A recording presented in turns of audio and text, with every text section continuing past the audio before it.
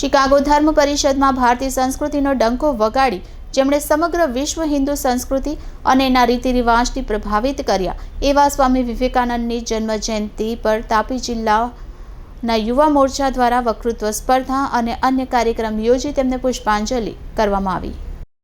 ભારત દેશ નહીં પરંતુ સમગ્ર વિશ્વના દરેક યુવાઓ માટે આદર્શ એટલે સ્વામી વિવેકાનંદ એવા સ્વામી વિવેકાનંદની જન્મ જયંતિની તાપી જિલ્લા એવા આદિવાસી વિસ્તારમાં ભવ્ય ઉજવણી કરવામાં આવી હતી।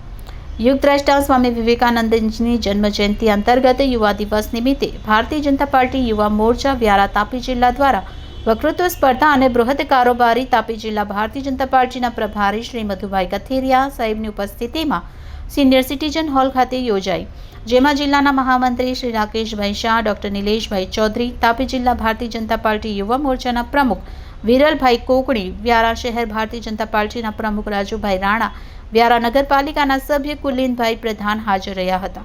વક્તૃત્વ સ્પર્ધામાં પ્રથમ નંબર હિતેશીબેન પટેલ, દ્વિતીય નંબર રાહુલભાઈ કોકણી અને તૃતીય નંબર મલકીતસિંહ લોહિયા વિજેતા થયા હતા। વક્તૃત્વ સ્પર્ધામાં નિર્ણાયક તરીકે ઋત્વીબેન શાહ અને વૈભવીબેન શાહ હાજર રહ્યા હતા।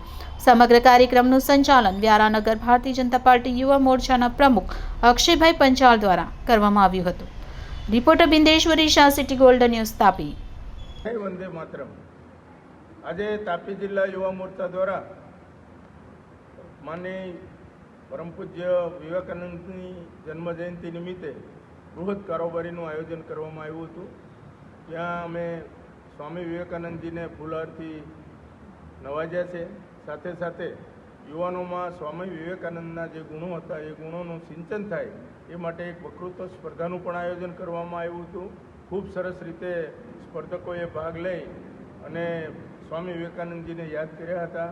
સર્વે યુવા મોરચાના કાર્યકર્તા મિત્રો અને હોદ્દેદારો હાજર રહ્યા હતા। સાથે સાથે અમારા જિલ્લા ભાજપના મહામંત્રીશ્રીઓ, કોર્પોરેટરશ્રીઓ, પ્રમુખશ્રી તમામ લોકો હાજર રહી અને આ કાર્યક્રમને શોભાયમાન કર્યો છે। સર્વનો આભાર માનું છું અને સાથે સાથે આગામી દિવસોમાં સ્વામી વિવેકાનંદજીના ગુણોનો વધારેમાં વધારે પ્રચાર થાય અને કાયમ આપણા દિલમાં એમનું સ્થાન રહે એવી ભદ્ર ભાવના વ્યક્ત કરું છું। ભારત માતા કી જય।